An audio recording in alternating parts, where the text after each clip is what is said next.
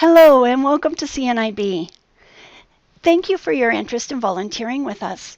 My name is Susan Cheeseman and we are together going to spend the next 45 minutes getting to know a bit more about CNIB. This recording has PowerPoint slides but is set up so that you will not lose any context if you are listening to the audio only. So let's get started.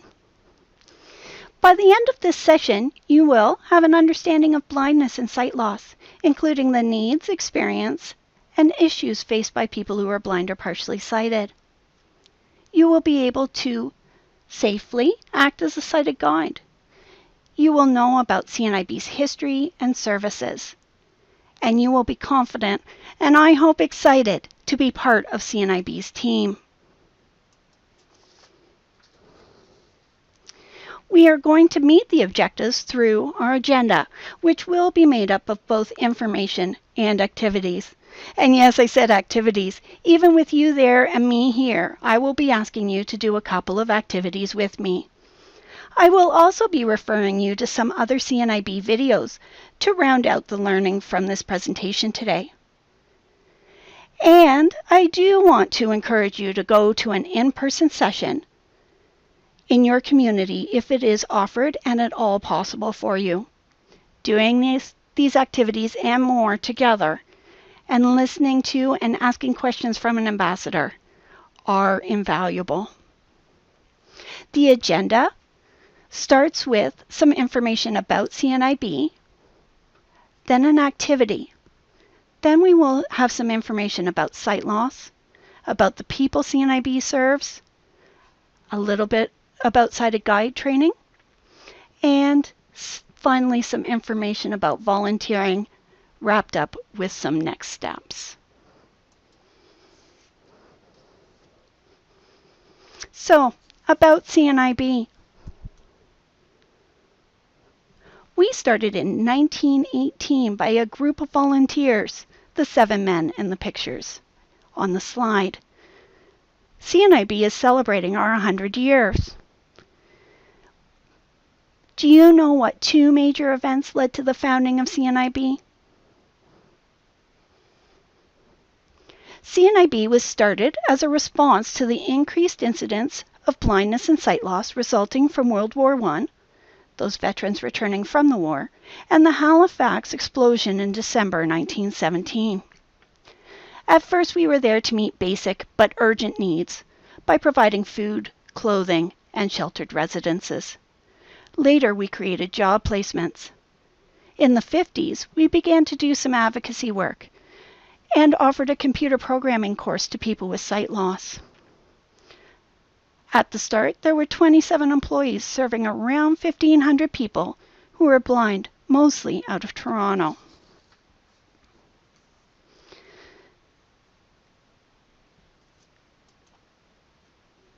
Our mission today. Volunteers continue to be integral to CNIB and a part of every aspect, including our governance.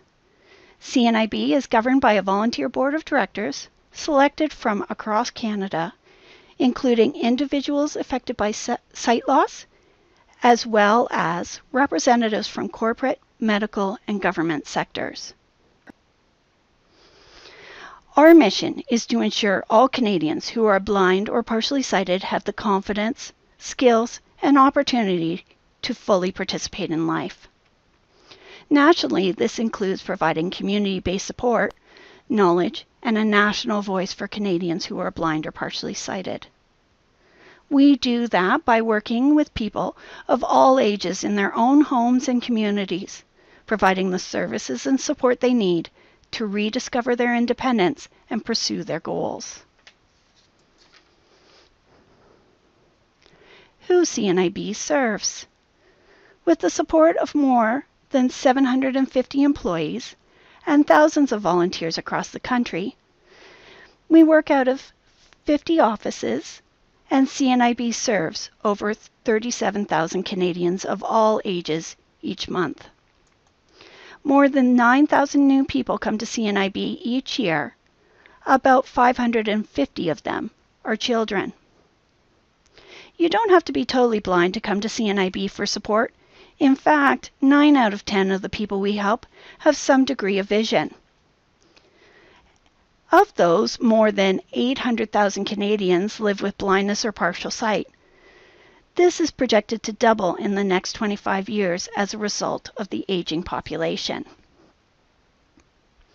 Family members, caregivers, eye care professionals, and all Canadians are provided with the tools to give the best possible support to the person with sight loss in their life.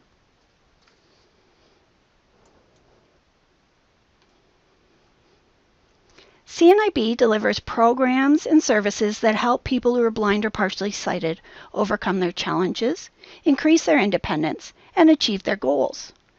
Dedicated specialists and volunteers offer these services free of charge to people of all ages in their own homes, communities, or local CNIB offices. Those CNIB programs and services include Vision Loss Rehabilitation Canada, CNIB Foundation, Career Connect Canada, the CELA Library, Literacy and Accessible Publishing, Shop CNIB, SCORE and summer programs, the Guide Dog program, and Deafblind Community Services. We're going to talk about a couple of these in a little bit more detail. Vision Loss Rehabilitation Canada. It can be a difficult time when you or a family member experiences a loss of sight. Fortunately, Vision Loss Rehabilitation Canada is here to provide the support you need to enhance your independence, safety, and mobility. Vision Loss Rehabilitation Canada is the new brand name for CNIB's sight loss rehabilitation services. Our training can help you develop or restore key daily living skills so that you can overcome the challenges of sight loss and lead the life you want. Our certified specialists work closely with healthcare professionals, providing essential care on a referral basis in homes and communities across the country. CNIB Foundation. The CNIB Foundation was created in April 1, 2017, to offer programs that complement and enhance our rehab services. They address the social and emotional needs of people with sight loss, building their confidence and self-advocacy skills to ensure they receive the accommodations they need to succeed. Program focus is on children and youth, as well as adults of working age and seniors.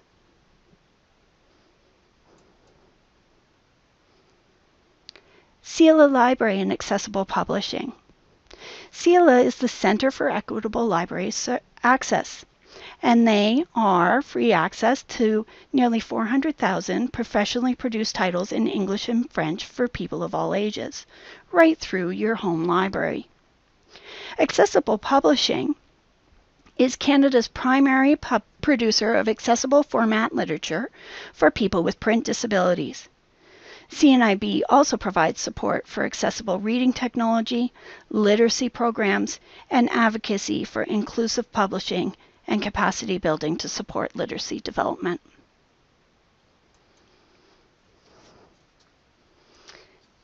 And Shop CNIB. Shop CNIB is one of Canada's largest retailers of assistive products for people who are blind or partially sighted, serving more than 15,000 customers per year. All the proceeds from Shop CNIB directly support our vital programs in the community. Now let's look at our first activity. It's called We Need Change. I hope you will do this with me, even if you have to pause the recording for a moment to go and find your change. But with any luck, you get a handful of change from either your pocket or your purse. Don't look at it though. And then we're going to do a little exercise together. So again, not looking at it, I want you to try to find $1.65. To do so, you're going to first have to look for a loonie. A loonie has smooth edges and is larger and thicker than a quarter, and most of the other change that might be in that handful. The only other one that's about the same size is a toonie, but it is slightly larger in size and has a raised rim. Once you find that loonie, now we're going to look for 2 quarters. Quarters have rough edges, and they are, of course, smaller than a loonie, but larger than the nickel and dime. They are also a little bit thicker. So once we have that 50 cents, now we need to find a dime. It's the smallest of the coins. It also has rough edges. And then we need to find, finally, that nickel. It's roughly the same size as a quarter, so you're really going to have to feel the edges because the nickel has smooth edges, is larger than the dime, and slightly smaller than that quarter. Did you have a problem finding those as we were going along? If you didn't, even consider that might very well be older and have a little bit of difficulty feeling with their fingertips because of age-related issues. So consider trying to do that with a thin knit glove on. And now you're trying to feel the differences with a little bit of padding in between you and the change. You could also be in that lineup with somebody huffing and puffing behind you around the fact that it's taking you a while to find that $1.65. Finding that change, being able to figure out what the differences are so that you can do that a little quicker, that is an example of what CNIB teaches. It's all about making that thing easier for the person without sight. While we're talking about money, I do want to show you as well the tactile dots on bills. On the upper right-hand corner of all bills in your wallet, you're going to find that they have braille cells. They're filled in braille cells so that all 6 of the dots are there. So the dots don't actually mean anything. It's the number of braille cells that are there. If there's only 1, it's a $5 bill. If there's 2, it's 10, and 3, it's 20. With 50, it's 4, but with 100, you're going to have to carefully check that because it's the first and the 4th braille dot that's there. So now let's talk a little bit about sight loss. What is sight loss? Normal vision is known as 20/20. This simply means that the eye being tested is able to see an object at 20 feet as well as any eye with very good vision. In Canada, sight loss is usually defined as a visual acuity of less than 20/40 in the better seeing eye, even with corrective lenses. If you have 20/40 vision, this means you can see at 20 feet what a person with good vision can see at 40 feet.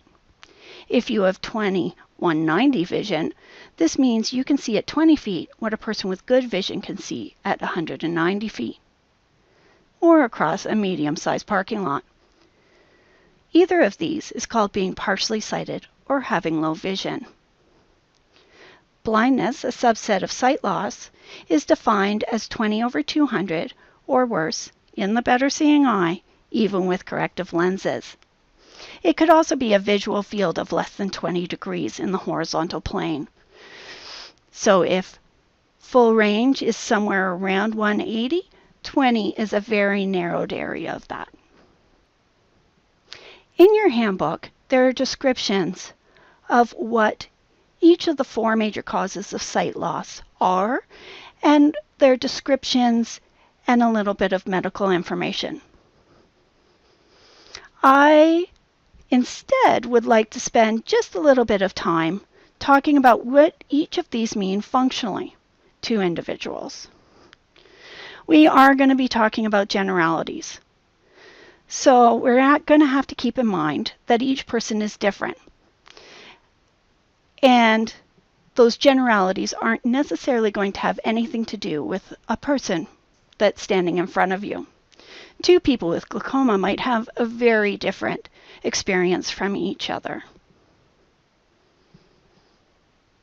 So the first one is age-related macular degeneration, or AMD. This is activity number 2.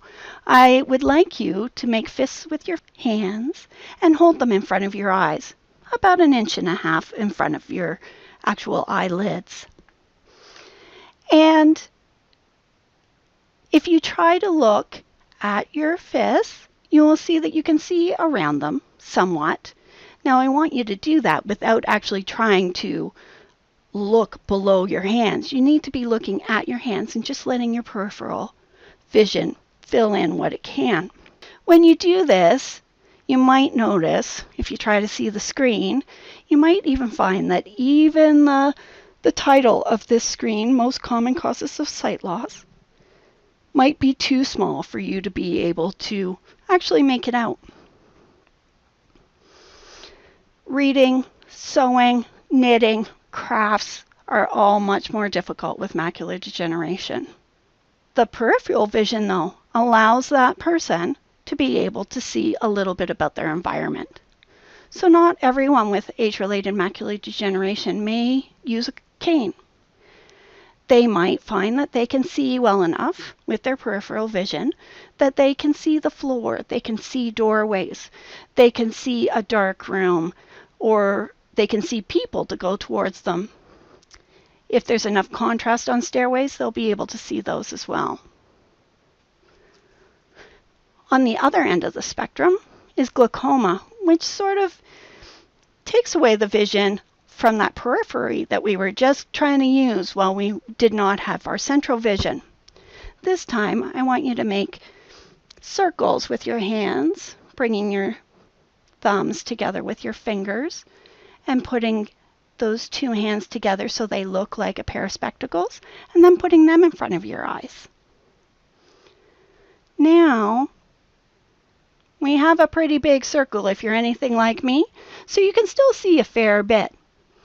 But you will notice that you can see directly in front of you, but you're going to have to move your head to see the ground. Now, glaucoma has a range, and once it becomes more severe, it might be more like trying to look through a piece of paper that you've put a hole in the middle of using your pen or your pencil. If you do this, and if you have a piece of paper, do follow along.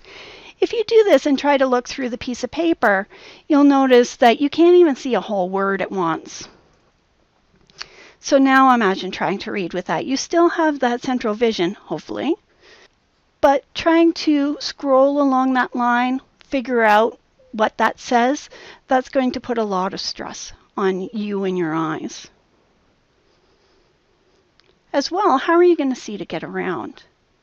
So even though you can read a bit, maybe even do crafts,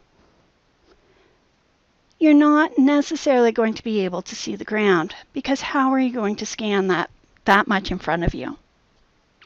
So you probably will need to use a cane so that you don't trip over those toys that the kids left out, walk into a wall or a person, or fall down a flight of stairs. But remember, we can still read, so you could be sitting at a bus stop with your cane out and your phone out, because you're trying to figure out what time the next bus is coming, and you've got a little bit of vision that you can read with. And having a cane does not mean, having a long cane does not mean that you have no vision at all. Diabetic retinopathy. It's a little bit, in some ways, like both, in that you lose blocks of your vision. And that could be out of your periphery. It could be out of your central vision. It could be that you get used to it like we get used to floaters in our eyes and look around them. Diabetic retinopathy, as with all of them, can have good days and bad days. So there might be days when you can make it by without a cane, and other days when you need that cane, either because of glare or the lighting, too bright, too dull, or just because you're tired and your eyes can't see as well that day. And then the last one is cataracts. Cataracts, many of us know, can be treated with surgery now. And that's an amazing, wonderful thing. But you can't have that surgery too early, because you can't have it repeatedly. So often you need to deal with those cataracts for a little bit. The picture in front of us shows just sort of a general blurriness. But in talking to people with cataracts, they've said to me that it's more like trying to look through a pair of glasses that are smeared with varying amounts of Vaseline, or covered with Scotch tape in overlapping and strange patterns, so that you're not seeing quite as uniform as it would seem like from the picture, from the description on the screen. So these are the four main causes of vision loss. What can we do to prevent sight loss? And in fact, about 70% of sight loss in Canada can be avoided through prevention and/or treatment. The first one that we can do is visit an optometrist regularly. Consider that 250,000 Canadians are walking around with glaucoma at this very moment. Half of them, so 125,000, don't even know that they have it. Your best defense? A regular eye exam. You should also see your eye doctor right away if you notice anything unusual with your vision.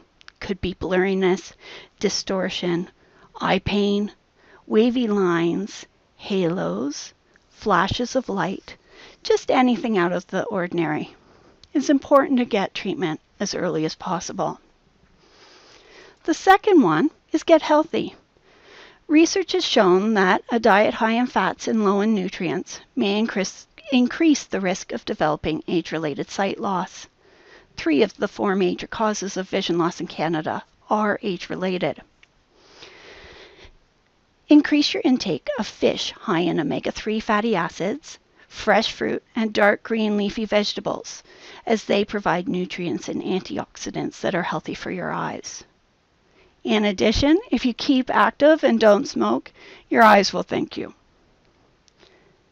And the last one, protect your eyes.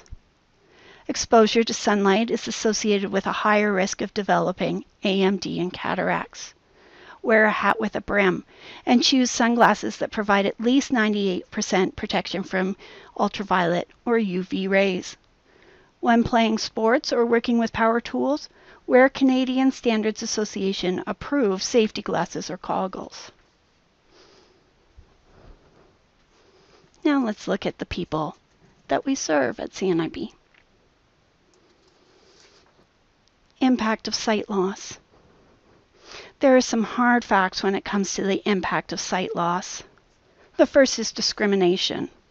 Unfortunately, Canada is not yet an inclusive, barrier-free society in every respect. This covers from accessibility of information to digital appliances, television, and amenities like public transportation.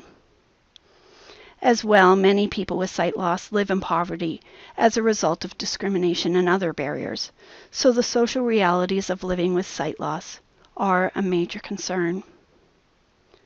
Unemployment. 2/3 of working-age people with sight loss are unemployed. This is a result of stigma around a person's ability and the additional costs of acquiring accessible equipment and software. Change in relationships. Fear or discomfort of others may cause distance in friendships. Fear they will no longer be loved, or suddenly relying on others for help, and the possible loss of some relationships.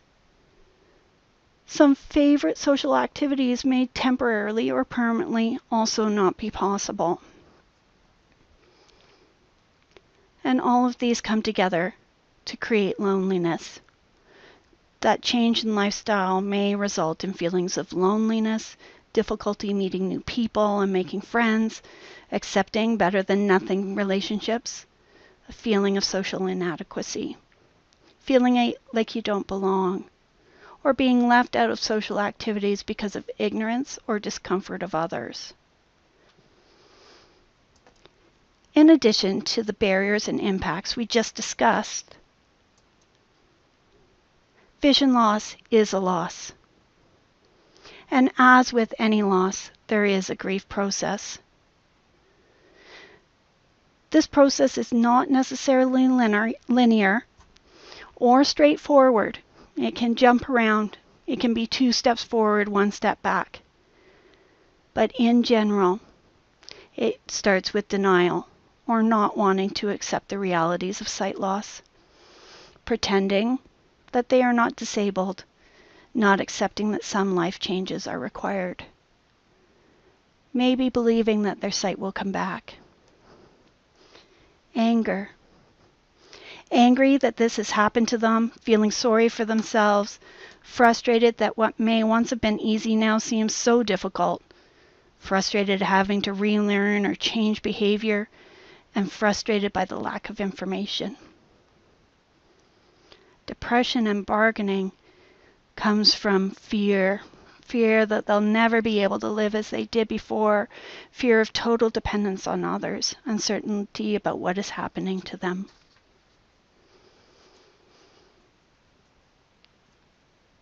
Acceptance. Getting to that point where you're like, I can't change this. My life will never be the same. And then talking about adjustments. So I need to learn how to live my life differently. People who are born with no vision often don't go through these stages, as they aren't losing something. However, people losing their vision later in life often do. We can all empathize with this experience, despite not being able to fully understand it, as we've all lost someone or had a significant life change that we have grieved.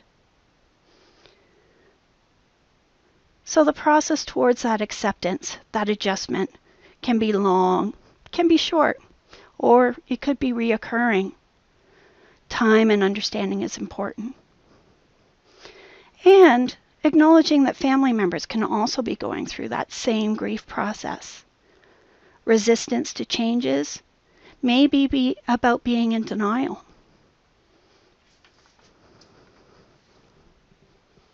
So what can we do?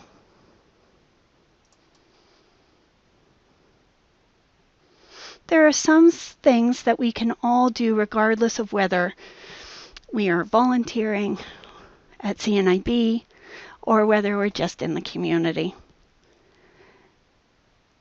They're also applicable whether we are working in an office or volunteering in that office or one-on-one with someone with vision loss.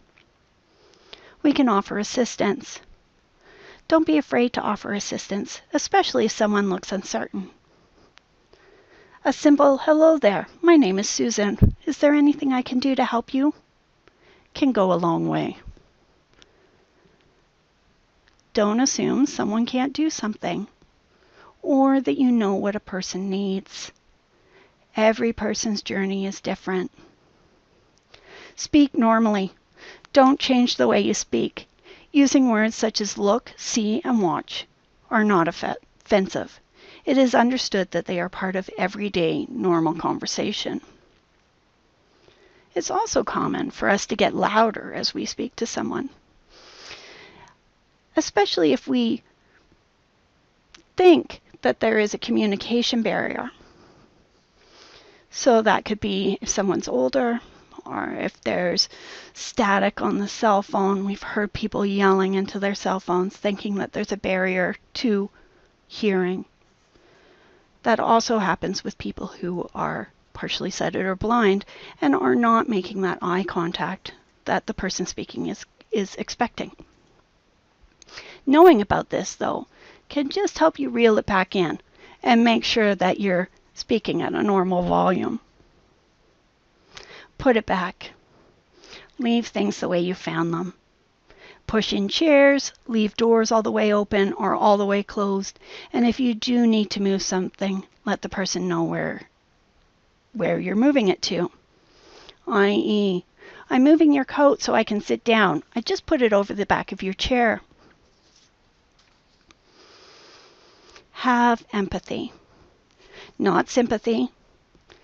People with vision loss are fully capable people, and they do not need you to feel sorry for them. But they do want you to treat them as you want to be treated, so ask yourself what that is. And think about, occasionally it takes a little bit longer to do things when you're learning a new way to do them. So patience, being polite, respectful and kind, those are all things that we want. Be descriptive. Imagine you are talking over the phone to the person when providing directions or talking about just about anything. Avoid phrases such as over there. Be specific and give details such as the room is the third door on your left or across the street and then turn right. If you're trying to locate something, whether it's on a plate of food or on a table, consider using the clock method, with where the person is sitting being the 6 o'clock. The other thing that we can do is know a little bit about providing sighted guide. If you were in person, you would get a whole training session on sighted guide, and that's not something that we can provide in this forum. There is, however, a series of 7 short videos that you can find on YouTube. They're called Step by Step, the Sighted Guide Technique. To find them, if you have your handbook, you'll have the link right there in it. Or go to Google and put in CNIB, YouTube, and Sighted Guide. And the first thing that comes up whenever I do it is the CNIB Sighted Guide videos. Many people with sight loss feel comfortable traveling independently. To work, to school, running errands, meeting friends, they use a white cane or a guide dog. But there may be times when a sighted guide comes in handy, for example, in an unfamiliar environment or a crowded situation. And sometimes when you're walking together, sighted guide is preferred because it allows for side-by-side conversation.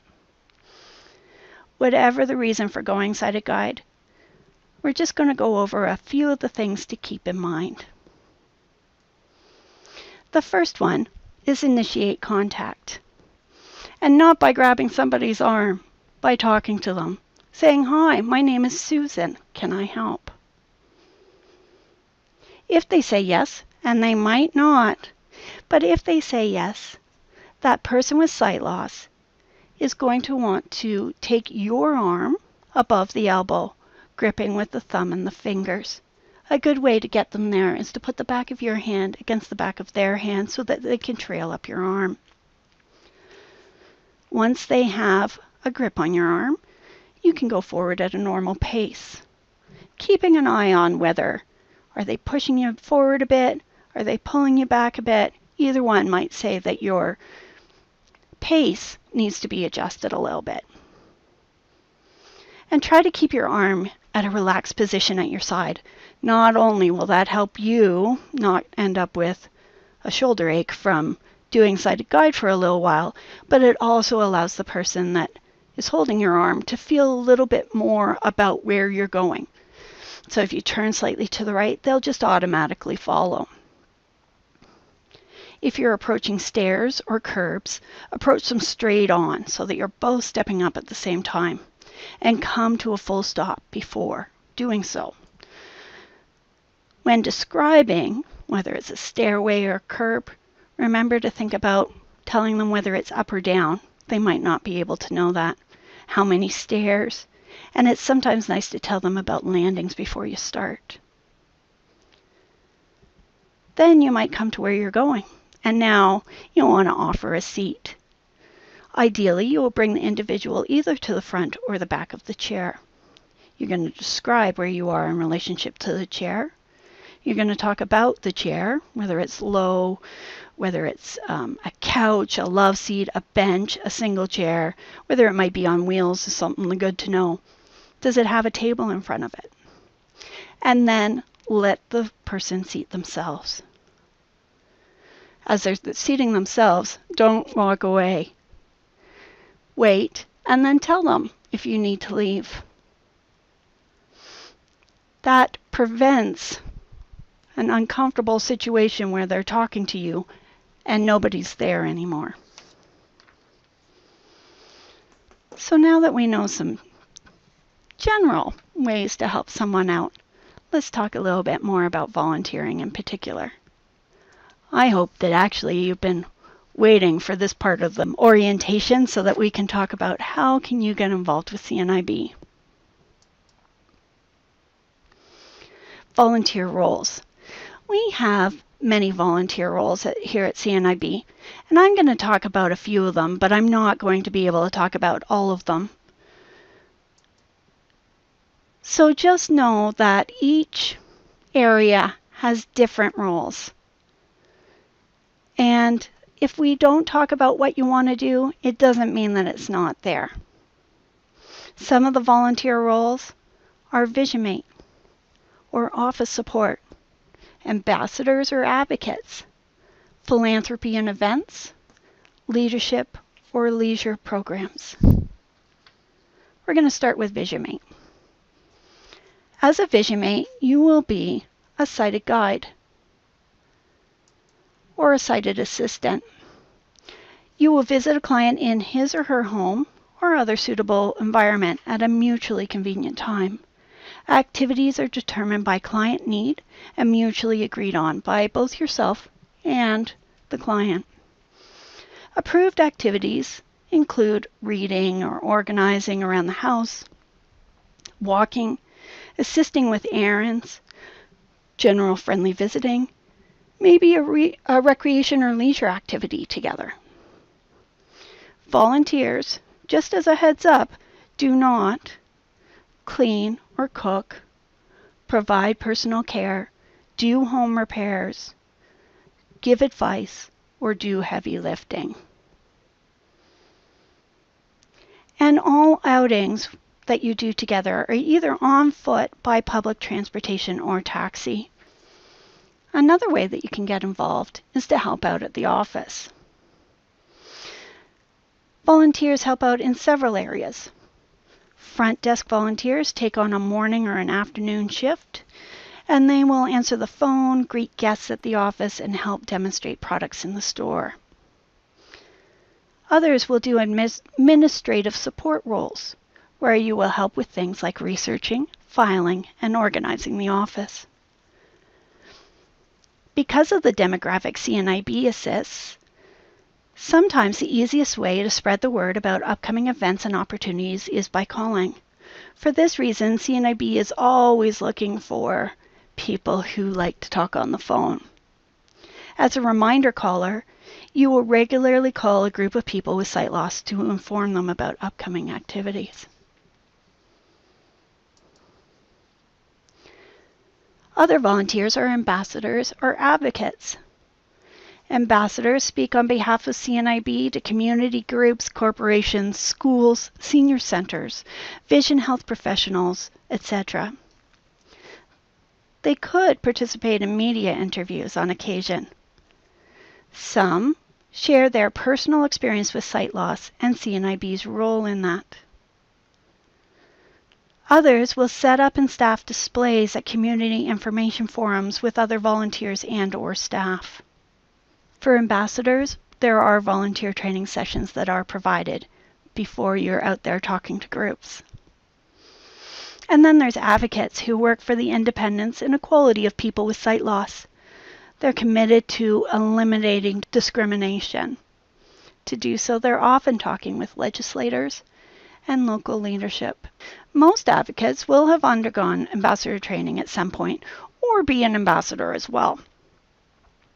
Two of the very successful advocacy campaigns in our recent past are the library campaign that created CELA, the Center for Equitable Library Access, where people with vision loss can now receive books from their local library, like those of us with full sight, and the creation of Vision Loss Rehabilitation Canada as part of the healthcare continuum.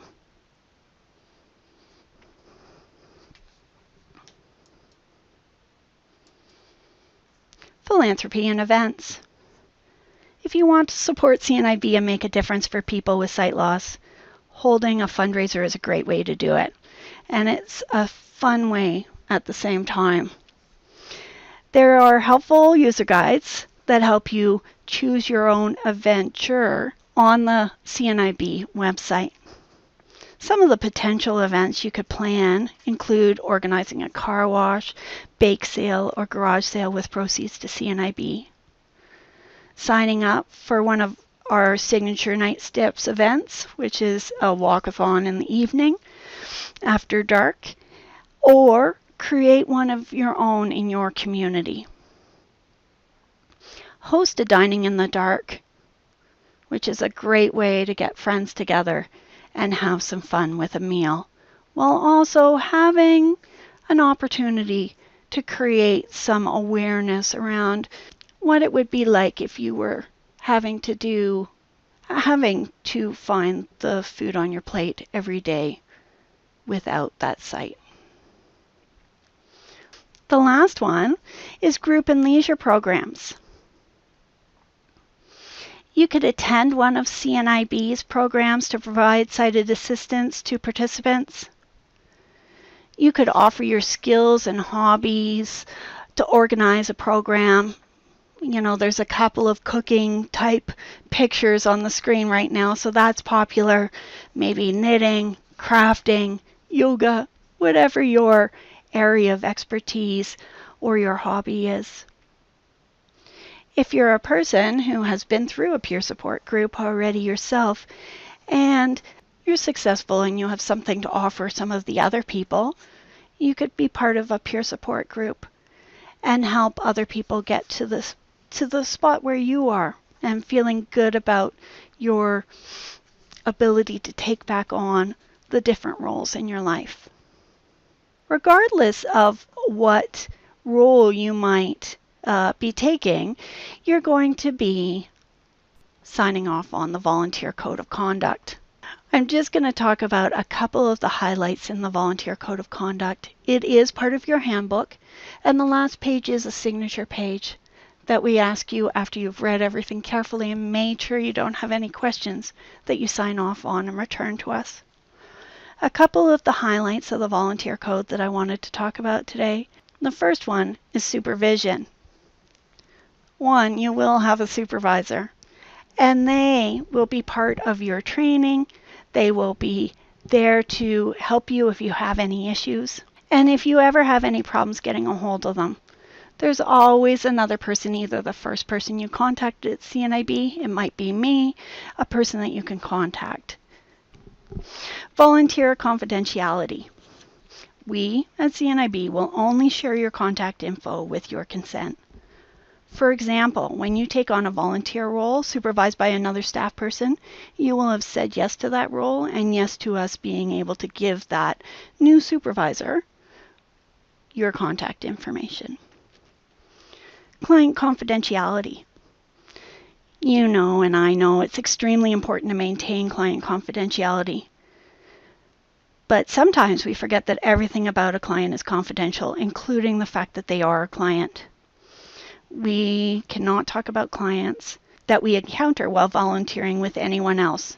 If something about an interaction with a client or about a client raises a concern for you, you can always discuss it with your supervisor. They are within that confidentiality area with you. Personal information and privacy. Personal information is any information that contributes to the identification or contact for a specific individual. If personal information is disclosed to you in order to provide services to an individual, it is not to be used or shared for any other purpose. Once you no longer need the information, including when you complete the task or leave the role, it must be securely disposed of by shredding and/or deleting it from personal devices. Volunteers who are engaged in roles where personal information use and storage is significant will be required to complete further training on CNIB's privacy policy and practices. A safe and healthy workplace. We are committed to making sure that it is a safe and healthy workplace for you. And if your workplace is not within our control, for example, a VisionMate going into a client's home, and if a health and/or safety issue occurs, please excuse yourself immediately and then just say you have to go, that you'll be back in touch. Once you've excused yourself from the appointment, follow up with your supervisor, whether it be later in the day or on the next day. electronic equipment and software. If your role will involve access to CNIB computers, email, and network, there is a longer policy that we'll need you to read and sign off on. Liability. Just know that volunteers are covered under our general liability insurance while you are volunteering. This means if whatever happens, it's covered under our insurance. And hours. If it's important to you to have an absolutely accurate record of exactly how many hours you contribute, I'll ask you to submit a monthly timesheet at the end of each month. If it's not, you and your supervisor may establish an accurate estimate that when anything changes, you will just need to update. So 10 hours a month until you're going on vacation for 2 weeks, and so you call in and say it's only going to be 4 hours this month, and I'll be back to 10 hours next month. So let's just spend the last minute on next steps. Next steps could be different for you whether you found the CNIB orientation session yourself, or you've already been through the application, maybe even an interview, and then were sent the link to this orientation session. If you have found the orientation first, I hope your next step will be to complete an application with us. You can do so by going to cnib.ca and then look across the top ribbon just below our logo where there will be a couple of different options, one of them called Get Involved. Once you get to that page, look down the left-hand side ribbon to the option that says Volunteer Your Time. If you have already filled out your application, maybe you've already gone to that interview,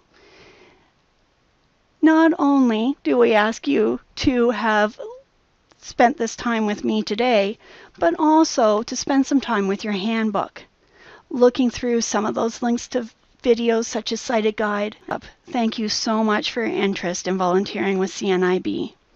I am so glad you joined me today to learn about CNIB and volunteering, and I hope you will join us on our journey forward and work towards changing what it is to be blind today. Some of the links I just talked about are on this page with more information, including an email to contact me if you would like to, Susan Cheeseman. And you can do that a couple of ways. Anybody at CNIB, you can do first name dot last name at cnib.ca, or I also have an email that's called join.us@cnib.ca. I hope that this has answered lots of your questions. I hope that you're feeling a little bit more confident about taking on your role, and I hope that I get to hear about your success story soon. Thank you again, and talk soon.